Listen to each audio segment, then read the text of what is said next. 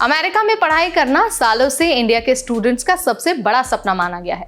US जाओगे, पढ़ोगे, dollar कमाओगे तो जिंदगी सेट हो जाएगी। लेकिन अब हकीकत कुछ और ही दिख रही है। भारी भरकम लोन, कम सैलरी और घटते हुए जॉब्स इस सपने को कई लोगों के लिए बुरे सपने में बदल रहे हैं। तो आखिर हम ऐसा क्यों कह रहे हैं? इसके पीछे का कारण क्या है?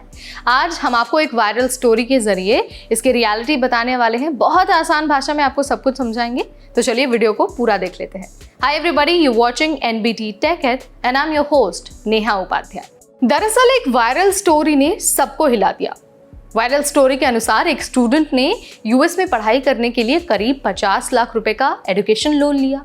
डिग्री पूरी करने के बाद भी उसे जॉब नहीं मिली और आखिरकार उसे अमेरिका से वापस भारत लौटना पड़ा। आज वो मुंबई के एक स्टार्टअप में सिर्फ 20,000 रुपए कमा रहा है, जबकि उसके रिटायर्ड पापा हर महीने 75,000 रुपए की EMI भर रहे हैं।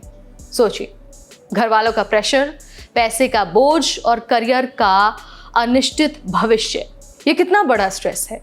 ऑनलाइन स्टूडेंट्स की सबसे बड़ी शिकायत यही है कि उन्हें हमेशा यही कहा गया है, यूएस की डिग्री मतलब गारंटेड सफलता।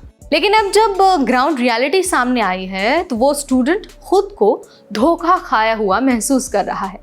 सालों की मेहनत और करोड़ों रुपए का इन्वेस्टमेंट, लेकिन ना तो जॉब की गारंटी है और ना ही अब करियर का भरोसा है। फाइनेंशियल स्ट्रगल से ज्यादा इमोशनल स्ट्रगल स्टूडेंट्स को तोड़ रहा है।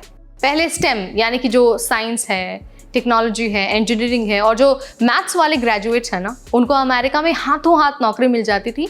जैसे ही ग्रेजुएशन कंप्लीट होता था, नौकरी उनके हाथ में होती थी। लेकिन अब उन लोगों के लिए भी हालात बदल गए हैं।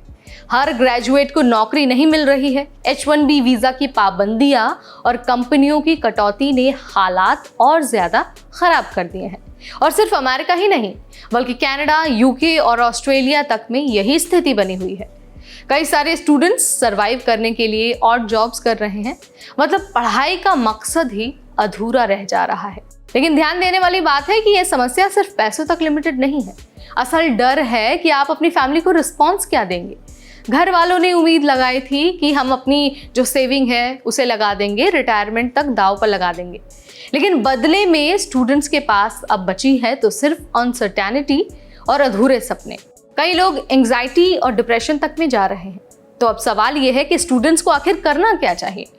तो देखिए, सबसे पहले तो ब्लाइंड फेथ मत रखिए कि यूएस की डिग्री मतलब आपकी नौकरी पक्की है।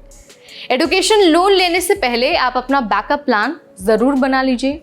अच्छे से रिसर्च कर लीजिए कौन सा कोर्स, कौन सी यूनिवर्सिटी है, किस फील्ड में जॉब ट्रेंड्स सबसे अच्छे हैं।